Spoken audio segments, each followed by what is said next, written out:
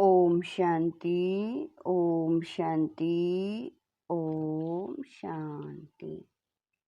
11/6/24 प्रातः मुरली। ओम शांति। बाप दादा मधुबन। मीठे बच्चे, अब तुम्हें संपूर्ण बनना है, क्योंकि वापिस घर जाना है और फिर पावन दुनिया में आना है। प्रश्न है, संपूर्ण पावन बनने की युक्ति कौन सी है?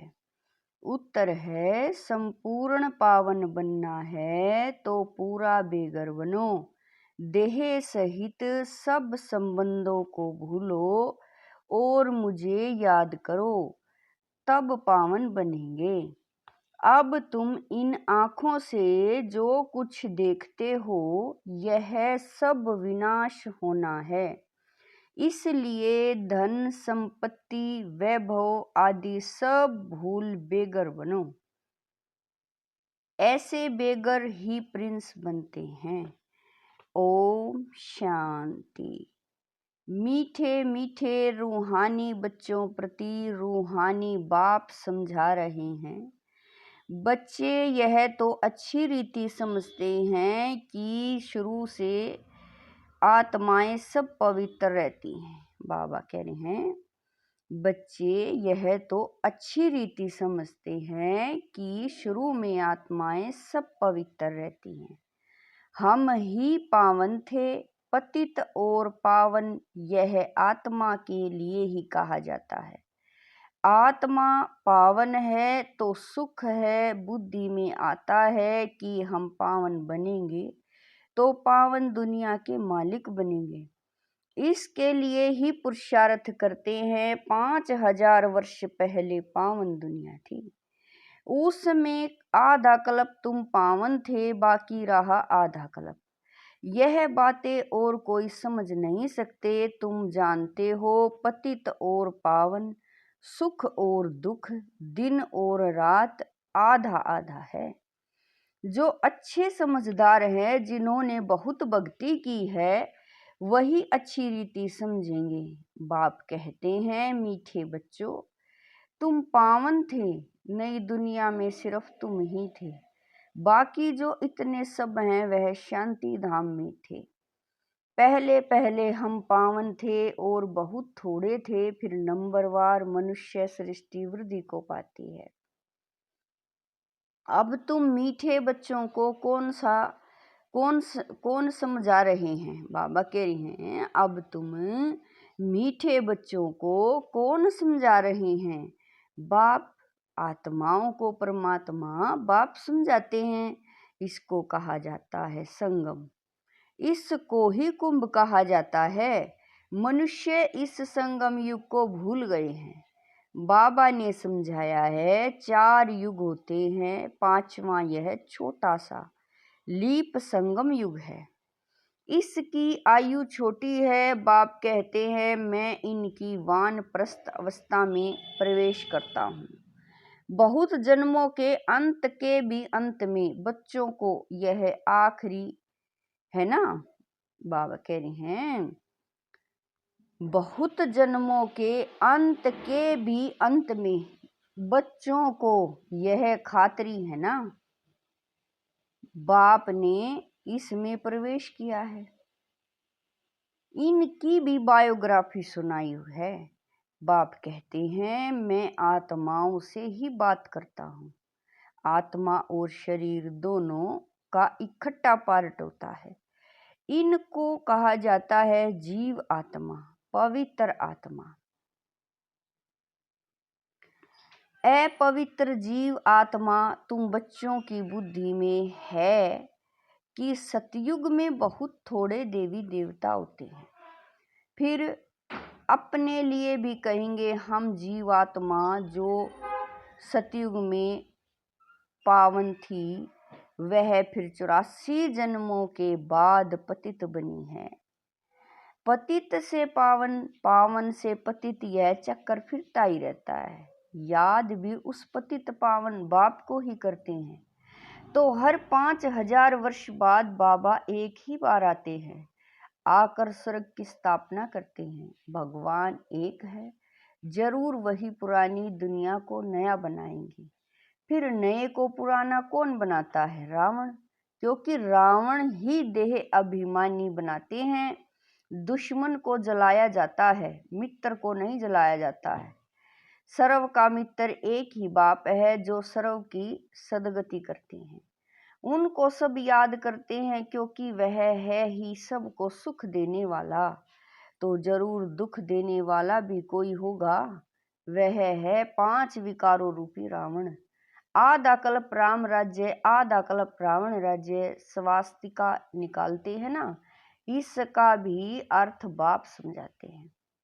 इसमें पूरा चौथा होता है, जरा भी कम जास्ती नहीं। यह ड्रामा बड़ा एक्यूरेट है। कोई समझते हैं हम इस ड्रामा से निकल जाएं, बहुत दुखी हैं, इससे तो जाकर ज्योति ज्योत समाए व ब्रह्म में लीन हो जाएं। लेकिन कोई भी जान नहीं सकता क्या क्या ख्यालात करते हैं। भक्ति मार्ग में प्रयत्न भी भिन्न भिन्न करते हैं। सन्यासी शरीर छोड़ेंगे तो ऐसे कभी नहीं कहेंगे कि स्वर्ग व वैकुंठ पधारा। प्रवृत्ति मार्ग वाले कहेंगे फलाना स्वर्ग पधारा। आत्माओं को स्वर्ग याद है ना, तुमको तो सबसे ज्यादा याद है। तुमको दोनों की हिस्ट्री ज्योग्राफी का पता है और कोई को पता नहीं है। तुमको भी पता नहीं था। बाप बैठ बच्चों को सब राज समझाते हैं। यह मनुष्य सृष्टि रूपी वृक्ष है, वृक्ष का जरूर बीज भी होना चाहिए। बाप ही समझाते हैं पावन दुनिया कैसे पतित बनती है, फिर मैं पावन बनाता हूँ। पावन दुनिया को कहा जाता है स्वर्ग। स्वर्ग पास्ट हो गया, फिर जरूरी, जब बाबा कह रहे हैं स्वर्ग पास्ट हो गया फिर जरूर रिपीट होना है, इसीलिए कहा जाता है वर्ल्ड की हिस्ट्री रिपीट होती है। अर्थात वर्ल्ड ही पुरानी से नई, नई से पुरानी होती है। रिपीट माना ही ड्रामा है। ड्रामा अक्षर बहुत अच्छा है, शोभता है। चक्र हूबहू फिरता ही रहता है। नाटक को हूबहू नहीं कहा जाता। कोई बीमार हो पड़ते हैं तो छुट्टी ले लेते हैं। तो तुम बच्चों की बुद्धि में है हम पूज्य देवता थे, फिर पुजारी बने। बाप आकर पतित से पावन बनने की युक्ति बताते हैं, जो कि 5000 वर्ष पहले बताई थी। सिर्फ कहते हैं बच्चों मुझे याद करो। बाप पहले पहले तुमको आत्म अभिमानी बनाते हैं। पहले पहले यह पाठ देते हैं, बच्चे अपने को आत्मा समझो, बाप को याद करो। इतना तुमको याद कराता हूँ। तुम फिर भी भूल जाते हो, भूलते ही रहेंगे जब तक ड्रामा का अंत आए। अंत में जब विनाश का समय होगा तब पढ़ाई पूरी होगी। फिर तुम शरीर छोड़ देंगे। जैसे सर्प भी एक पुरानी खाल छोड़ देते हैं ना, तो बाप भी समझाते हैं। मैं बाबा कह रहे हैं तुम जब बैठते हो अथवा चलते फिरते हो, देही अभिमानी होकर रहो। आगे तुमको देह अभिमान था, अब बाप कहते हैं आत्म अभिमानी बनो। देह अभिमान में आने से तुमको 5 विकार पकड़ लेते हैं।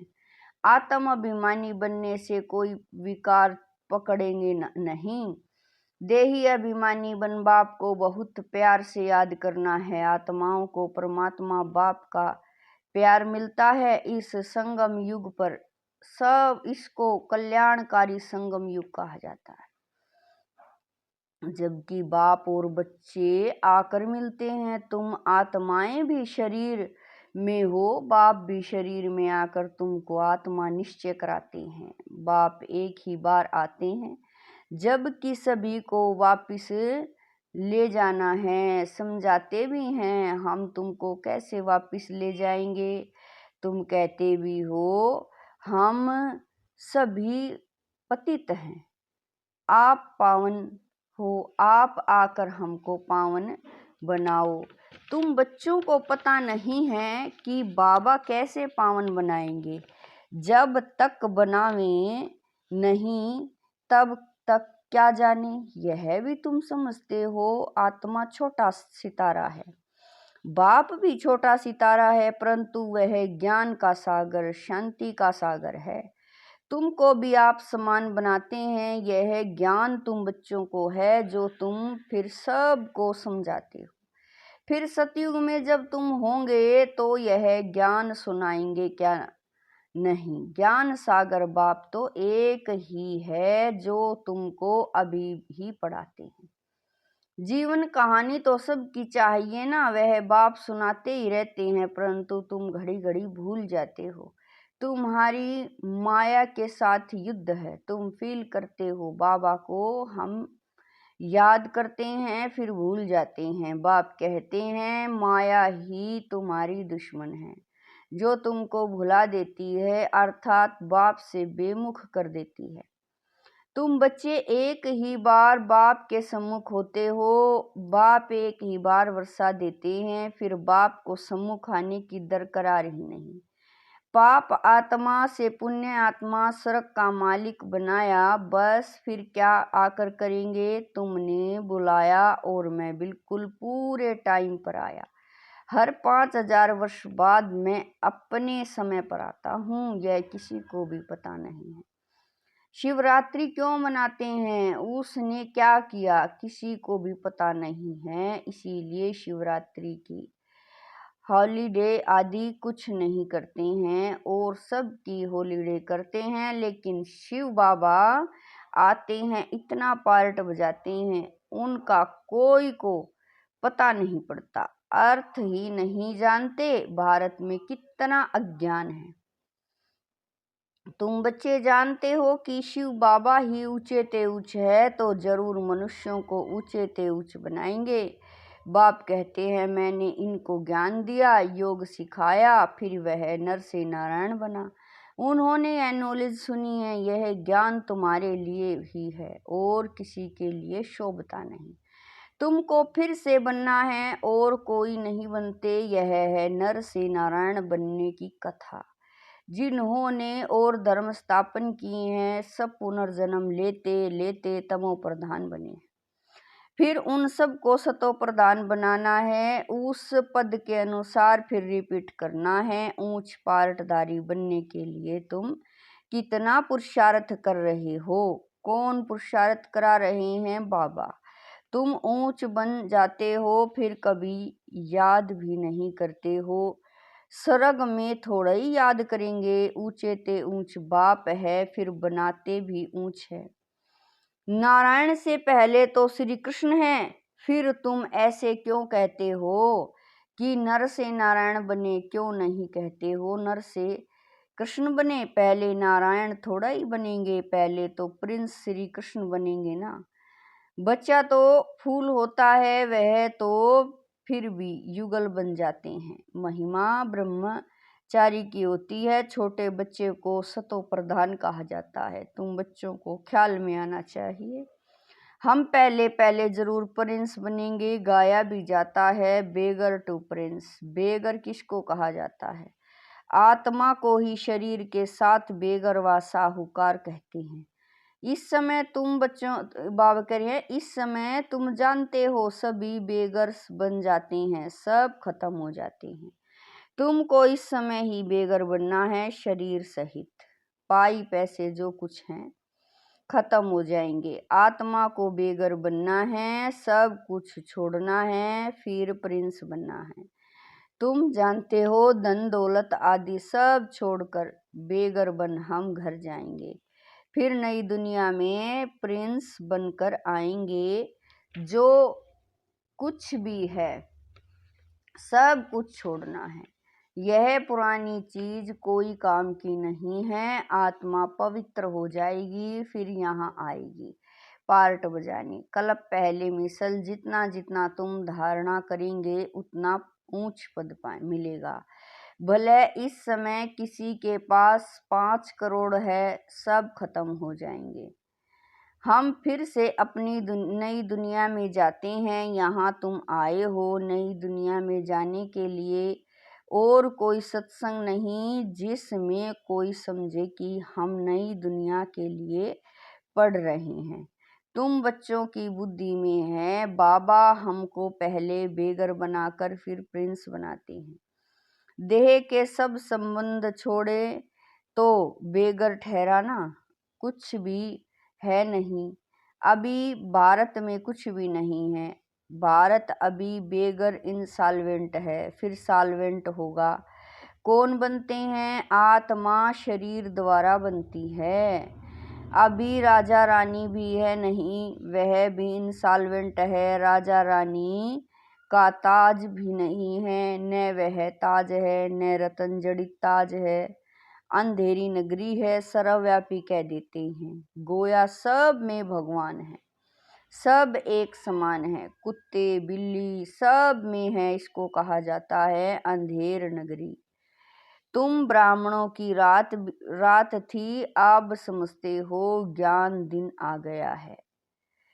सतयुग में सभी जागती ज्योत है, अभी दीवा बिल्कुल डल हो गया है। भारत में ही दीवा जगाने की रस्म है, और कोई थोड़ा ही दीवा जगाते हैं। तुम्हारी ज्योत उझाई हुई है। सतो प्रधान विश्व के मालिक थे, वह ताकत कम होते होते अभी कुछ ताकत ही नहीं रही है। फिर बाप आए हैं तुमको ताकत देने। बैटरी भरती है आत्मा को परमात्मा, बाप की याद रहने से बैटरी भरती है। अच्छा मीठे मीठे शकील दे बच्चों प्रति, मात पिता बाप दादा का याद प्यार और गुड मॉर्निंग। रूहानी बाप की रूहानी बच्चों को नमस्ते। हम रूहानी बच्चों की रूहानी मात पिता बाप दादा को दिलवा जान शिकवा प्रेम से याद प्यार गुड मॉर्निंग नमस्ते। ओम शांति मेरे बाबा, मीठे बाबा, प्यारे बाबा, लाख लाख शुक्रिया मेरे बाबा। धारणा के लिए मुख्य सार है। नंबर 1, अब नाटक पूरा हो रहा है, हमें वापस जाना है। इसीलिए आत्मा को बाप की याद से सतो प्रधान पावन जरूर बनाना है। बाप समान ज्ञान का सागर, शांति का सागर अभी ही बनना है।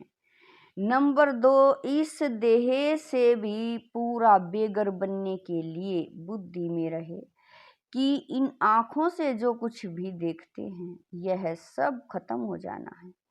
हमें बेगर से प्रिंस बनना है। हमारी पढ़ाई है ही नई दुनिया के लिए। वरदान है चमत्कार दिखाने के बजाय अविनाशी भाग्य का चमकता हुआ सितारा बनाने वाले सिद्धि स्वरूप भव।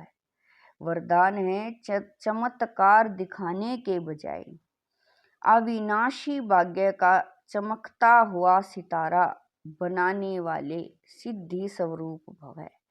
आजकल जो अल्पकाल की सिद्धि वाले हैं वह लास्ट में ऊपर से आने के कारण सतो प्रधान स्टेज के प्रमाण पवित्रता के फलस्वरूप अल्पकाल के चमत्कार दिखाते हैं।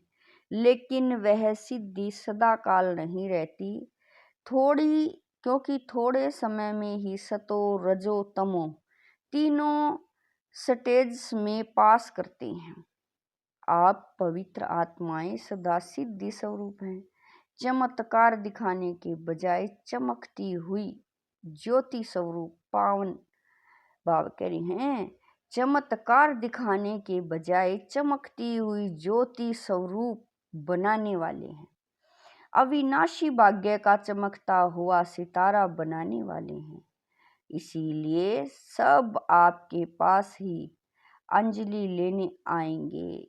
स्लोगन है, बेहद के वैरागी वृत्ति का वायुमंडल हो तो सहयोगी सहज योगी बन जाएंगे। स्लोगन है, बेहद के वैराग्य वृत्ति का वायुमंडल हो तो सहयोगी सहज योगी बन जाएंगे। ओम शांति।